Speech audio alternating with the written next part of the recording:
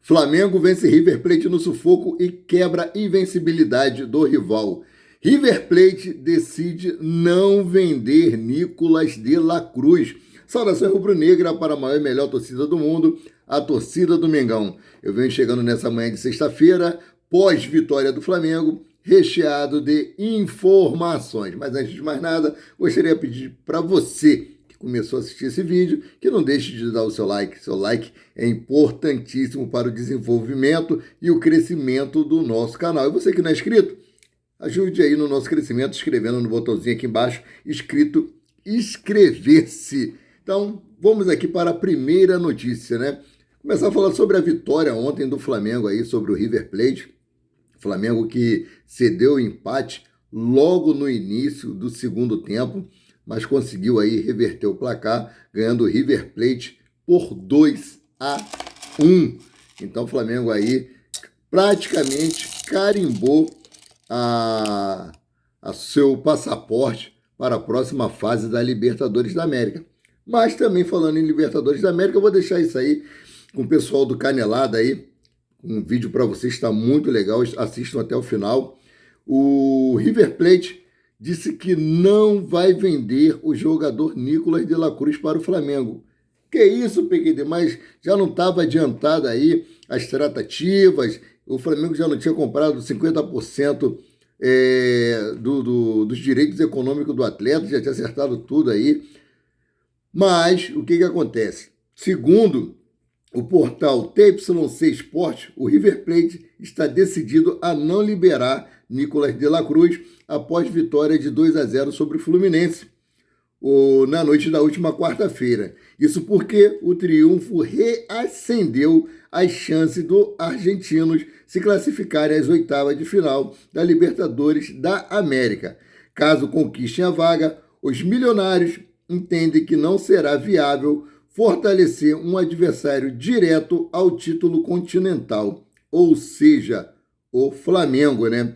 Apesar aí do Flamengo já ter avançado na negociação pelo meia-campista uruguaio, o Flamengo comprou 50% dos direitos econômicos do jogador junto ao Liverpool de Montevidéu do Uruguai, enquanto a diretoria, né, do Flamengo vai tentando aí reverter essa situação.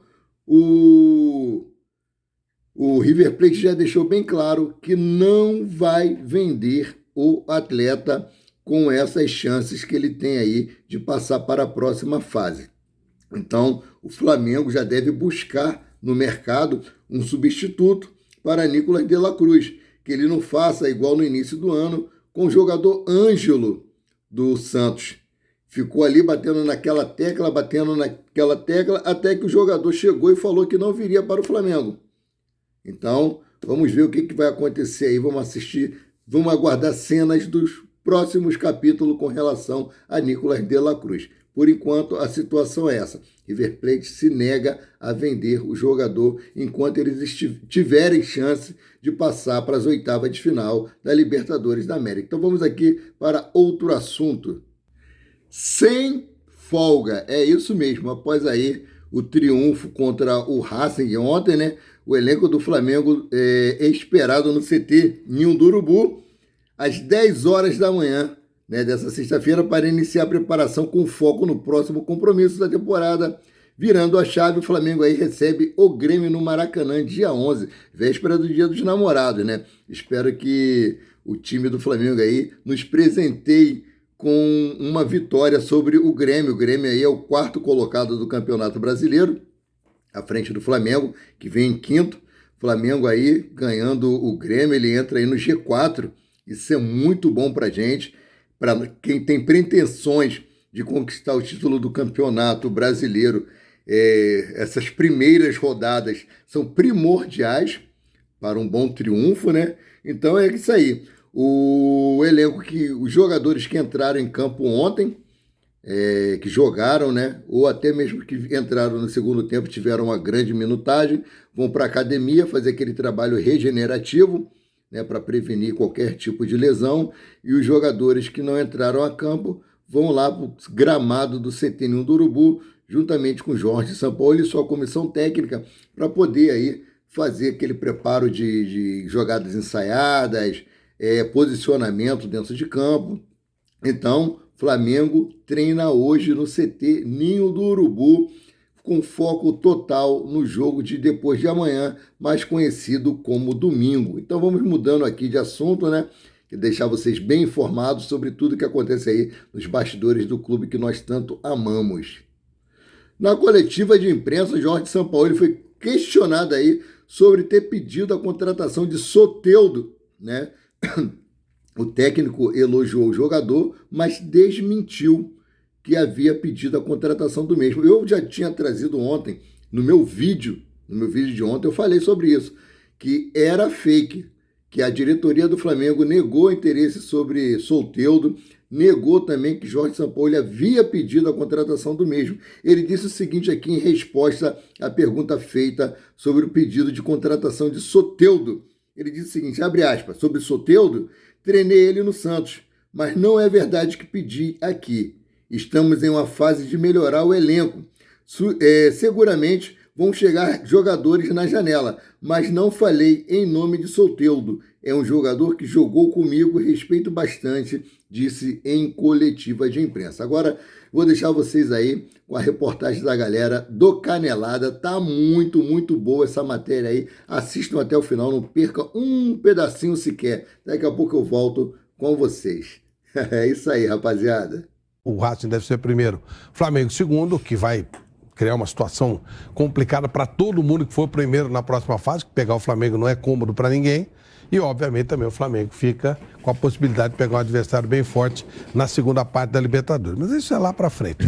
Hoje fez a parte dele, mesmo sofrendo, ganhou do Racing. Eu diria que o Flamengo ainda pode ser o primeiro. O Flamengo, para ser o primeiro do grupo, precisa vencer o Alcas por mais de um gol de diferença e ainda torcer pelo empate do Racing contra o Nublense na Argentina. É o que o Flamengo precisa para terminar a fase de grupos na liderança no pote 1. Fábio Piperno, muito boa noite para você. O que falar dessa atuação do Flamengo? Não foi fácil. Flamengo contra um Racing fechadinho no Maracanã, ainda assim 2-1 para o Mengão, Piperno. Boa noite, Pedrinho. Um grande abraço aos colegas, à nossa audiência. De fato, foi um jogo em que o Flamengo teve que, sobretudo, competir bastante. Jogou contra um time organizado, um time que tem lá alguns jogadores de boa qualidade. Tem também os Jonathan Gomes da vida, ok? Mas foi mais um jogo em que a gente viu um Flamengo ser modificado bastante durante o jogo. Isso é importante, mostra que o técnico tem repertório, treinou coisas diferentes. Então ele mudou, por exemplo, o posicionamento do Gerson. Hoje, novamente, utilizou o Wesley de uma forma muito agressiva. O Flávio tem toda razão, esse jogador está crescendo bastante. E eu acho que não é à toa, não é mera coincidência o fato dos dois meninos, o Wesley e Vitor Hugo, terem decidido o jogo do Flamengo. São dois jogadores de qualidade. O Wesley, ele ainda peca por ser um pouco mais afobado. O jogador que está entrando agora e tal, às vezes ele é afoito, mas ele é muito útil. E ele, além de ser rápido, de um jogador de boa técnica, ele é muito corajoso. Ele não tem medo de partir para cima, de errar, eventualmente fazer uma jogada um pouquinho menos convencional aí e tal. Mas ele é muito útil e o Flamengo tem sabido utilizá-lo. José Manuel de Barros soltou a voz aqui na Jovem Pan, narrou brilhantemente esse jogo. Vitória do Flamengo, Zé, 2-1 para cima do Racing, mas foi na emoção, hein? Foi no segundo tempo, já na reta final da partida, Vitor Hugo, 2-1 para o Flamengo, José Manuel. Não foi nada fácil o jogo. O Flamengo encontrou muitas dificuldades para bater o Racing, que correu demais, que marcou demais, que tentou anular as principais peças do Flamengo. O Flamengo começou o jogo indo para cima, depois o Racing achou um jeito de anular os principais jogadores de criação do Flamengo, né? O Flamengo, a partir de um certo momento, conseguiu achar algumas jogadas no ataque, especialmente com o seu principal atacante, que é o Wesley. O Wesley se transformou na principal válvula de escape para o Flamengo, na velocidade, e foi dele o gol numa belíssima jogada ali, num escanteio para o Racing, que ao invés de cruzarem para a área, acho que foi o Matias Rojas, cruzou, bateu lá no meu campo pro Gomes. E aí o Gomes errou umas 2 vezes. O Everton Ribeiro, quando pegou a bola, armou o contra-ataque, foi puxado, agarrado, não caiu, seguiu no jogo, né? E aí participaram da jogada Arrascaeta, né, que tem muita categoria. Gerson, o cruzamento do Gerson foi uma percepção, né, extraordinária, que ele bateu para trás para o Wesley. Qualquer outra jogada que ele fizesse, qualquer lugar que ele cruzasse, não ia sair o gol. Mas foi corretíssimo o cruzamento do Gerson para o gol do garoto Wesley, que praticamente foi um parceiro de ataque do Pedro, que por sinal participou pouco do jogo, o Pedro, ali entre os zagueiros do Racing, né? Volta do segundo tempo, o Racing já saiu marcando e aí as dificuldades do Flamengo foram maiores. Por quê? Porque o Arrascaeta já não tinha, aparentemente, condição física. A minha dúvida, o que é? Esse Racing que está jogando, está marcando demais e não deixa ele jogar, ou as condições físicas do Arrascaeta para dois tempos não são as melhores? Né? E assim, aí o Arrascaeta, inclusive, foi substituído.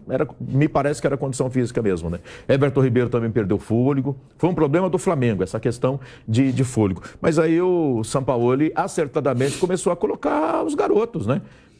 Colocou o Vitor Hugo, colocou o Matheus França, né? E deu certo. Eu acho que em cima dessas mudanças aí o Flamengo conseguiu fazer o segundo gol. É porque ganhou, mas vou falar, se tivesse empatado, se o resultado fosse diferente, eu acho que muita gente ia estar cornetando agora o Sampaoli porque tirou a Arrascaeta. Tudo bem, questão física, a gente entende, já não parecia estar 100% no jogo, mas o Flamengo precisava da vitória, né? Tinha que vencer o Racing. Libertadores da América, para mim, é a principal competição, não tem jeito. Já o Pilhado vai entrar com a gente aqui no Canelada da Jovem Pan para analisar essa vitória do Flamengo. Mas, Flávio, tá aí.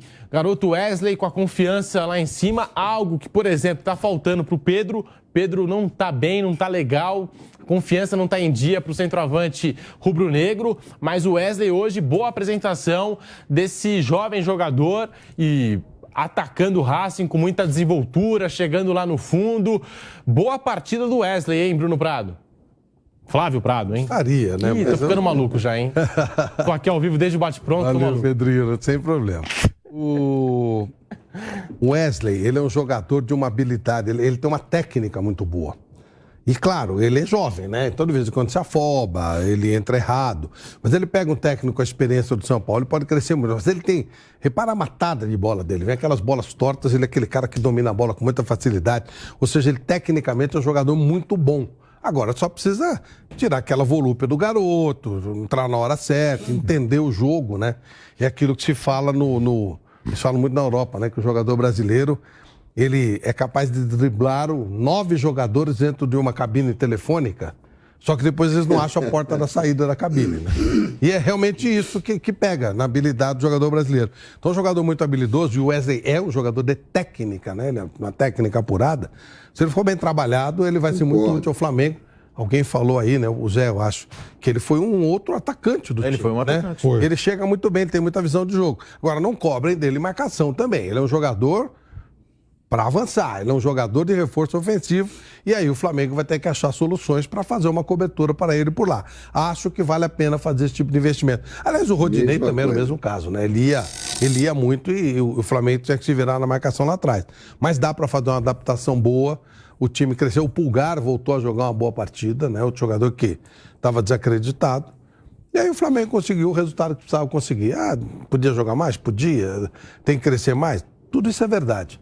Mas fez o que tinha que fazer. Eu diria que está classificado, praticamente classificado. O Sampaoli, né, Flávio e Pedro, quando perguntado sobre contratações, e citaram a lateral direita, né? Que era a corrente geral ali dos jornalistas que cobrem o Flamengo, que uma necessidade era a lateral direita. Porque tinha o Wesley, um garoto começando ali, e o uruguaio lá, o Varela, né? Varela. E não joga, consegue quando jogar, entra né? no campo, Tem não ficado consegue muito jogar. machucado também. São Paulo falou, lateral não preciso, não tem urgência, porque eu confio muito no Wesley. Ele disse isso, textualmente. Ele falou que confiava também no Varela, né? Mas ele citou o garoto Wesley, disse que realmente ele agrada. Ele gosta do Wesley na lateral direita, disse que lateral ele não precisa, não é urgente contratar lateral direito. Ô Piperno, e bem lembrado pelo Flávio, hein? O segundo gol do Flamengo nasce de uma iniciativa do Eric Pulgar, né? Porque ele faz a tabela com o Everton Cebolinha, no que vai receber na área, a bola sobra para o Vitor Hugo.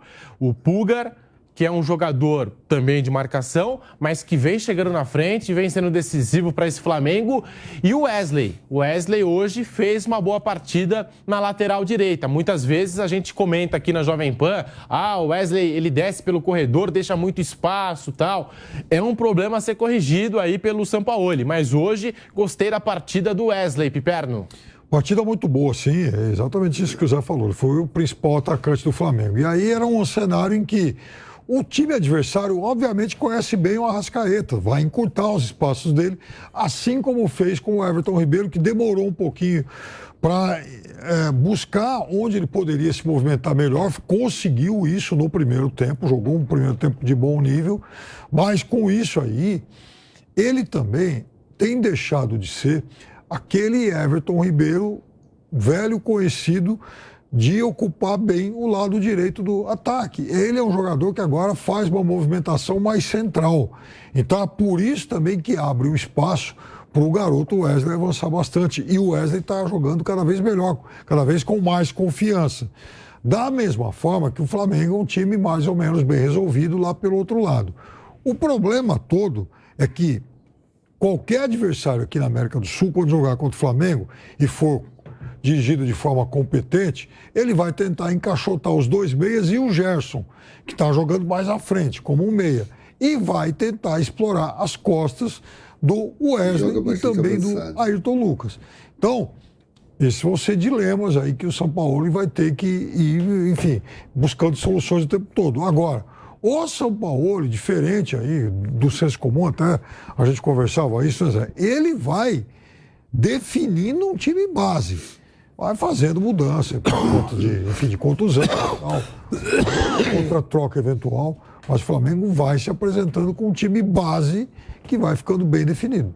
O Flamengo nunca perdeu para um time argentino na condição de mandante na Copa Libertadores da América. Isso voltou a se repetir hoje contra o Racing, vitória por 2-1. José Manuel de Barros falando da partida do Pulgar, ganhando sequência e de novo sendo decisivo, tendo iniciativa, né? Ele tem a iniciativa que é muito importante para esse time do Flamengo, Zé. Sem dúvida alguma, Pedro. E não é esse jogo, né? Ele está jogando bem em todas as partidas de algum tempo já. Depois que ele voltou de contusão, aliás, eu tenho a impressão que ele que dá o equilíbrio ao meio-campo do Flamengo. O Flamengo tem melhorado, ainda é um time inconstante. Às vezes dentro do próprio jogo, como ocorreu hoje, de partida para partida, não é o mesmo Flamengo de um jogo para o outro, mas o Flamengo vem de 2 grandes vitórias contra Fluminense e Vasco da Gama, e hoje, se não fez um jogo brilhante, ganhou um jogo difícil no Maracanã, e você pode colocar também na conta do Eric Pulgar, que ele tem dado essa sustentação. E acho que com ele o próprio Thiago Maia voltou a melhorar, voltou a jogar razoavelmente bem. Está melhorando ali no meio campo, né? O Gerson, ali um pouco mais à frente, né? Com ele em campo, o próprio Gerson ajuda os zagueiros. É uma das boas notícias recentes do Flamengo, o Eric Pulgar. Sem dúvida alguma, ele tem jogado muito bem ali no meio campo do Flamengo. Hoje, o Wesley muito bem, o Fabrício Bruno é um jogador também de confiança para o time, que é muito bom. O Eric Pulgar no meio campo, muito bom também. Eu acho que esses jogadores aí têm feito partidas, assim, mantido regularidade. Em todas as partidas eles têm jogado bem. Pulgar jogando bem nesse Flamengo. O Vidal, que não vinha entrando, hoje entrou na segunda etapa, ainda assim. Esse não, hein? E a gente até estranhou a alteração do Sampaoli, né? Pra que colocar o Vidal na reta final do jogo, o Racing tentando empatar a partida. As alterações do Sampaoli vira e mexe no Flamengo, são alvo aí de discussão. Daqui a pouquinho, Pilhado aqui no nosso Canelada vai entrar para falar dessa vitória do Flamengo. E já que a gente está comentando sobre o Eric Pulgar, atenção, Rodrigo Viga, hein? Vai ter que pagar a aposta, já pode ir lá para Copacabana, Viga, porque se firmou no meio de campo, tá jogando muita bola o Eric Pulgar. E já que a gente está falando em aposta, daqui a pouquinho o nosso Pilhado, que adora tirar uma grana do velho Vampeta. Hoje no bate-pronto, o Vampeta estava quase chorando, hein? Depois dos 3-0 do Del Valle para cima do Corinthians. Mas o papo aqui é Flamengo 2, Racing 1. Jogo bom do Eric Pulgar, jogo bom do Wesley, mas o Pedro, hein, Flávio? O que acontece com o Pedro que hoje, teve uma chance para finalizar, não finalizou. Na segunda etapa, levantamento para a área, ele desvia de cabeça, mas um toque muito fraco na bola, não resultou em nada. E depois, aí sim, acho que foi a melhor tentativa do Pedro no jogo, numa descida do Wesley, que ele desvia na área e a bola passa ao lado do gol do Arias. Mas ainda assim, falta confiança. Está evidente que falta confiança pro Pedro nesse time do Flamengo, Flávio. Pedro, o atacante vive de gols. Quando sai gol, ele chuta de qualquer lugar. Até o time, né, fala, joga no cara que ele tá de onde ele chuta, a bola entra. Quando entra uma fase brava, o cara vai se cobrando cada vez mais. O Pedro é um baita jogador. Isso aí é uma questão de fase. Daqui a pouco ele faz um gol sem querer, ou sem querer querendo e tal, e aí as coisas voltam ao normal. De fato, você citou, né? Sem confiança. A gente nota realmente um pouquinho de falta de confiança dele, porque o gol não está saindo, a bola está chegando menos do que ele esperava, ele está se adaptando ao novo sistema do Sampaoli. Mas esse aí é jogador testado, é jogador rodado, é jogador que não tem erro. Esse aí é uma questão de tempo. Daqui a pouco volta tudo à normalidade, daqui a pouco ele volta a fazer gol. Então a boa notícia do Flamengo é que o Wesley está aí aparecendo como uma solução para um problema que vinha, né, demorando para o Flamengo se acertar. O Pulgar é outra realidade, já começa a ser uma realidade. Com relação ao ataque, é questão de tempo. Daqui a pouco o teu xará volta a fazer, ele joga muita bola. E quando fizer, já, né, tem até aquele negocinho lá que eles tiram em aca e tal. Ele é muito bom. O Pedro tá numa fase ruim, é verdade, é verdade. Mas se eu sou o São Paulo, eu deixo ele lá que daqui a pouco sai um golzinho e aí acabou. E volta tudo à normalidade. Ô Piperno, o que deixa o torcedor do Flamengo preocupado é que o Pedro não vive boa fase. Começou o ano on fire, marcando muitos gols, do jeito que a gente conhece o Pedro, mas agora a bola não está entrando. O Gabigol, que hoje não participou do jogo, ainda com uma lesão, também não vive aquela fase. Né? Os dois centroavantes do Flamengo, as duas esperanças de gol do Mengão, não vivem aquele momento especial, né? Quando é com um jogador só, a gente ainda fala, não, beleza, ele ainda vai voltar, mas Pedro e Gabigol não vivem aquele momento, hein, Piperno? O torcedor é insaciável e por definição. Rodrigo Viga que o diga, né? Ele tem razão, mas é uma coisa que a gente precisa observar. Não dá para ficar cobrando, não só do Flamengo, mas de time algum, que ele dê o pico agora. Os times estão chegando ao meio da temporada. E, por sinal, quem estiver voando baixo agora, eu vou começar a desconfiar que talvez possa faltar bola e condição física um pouco à frente.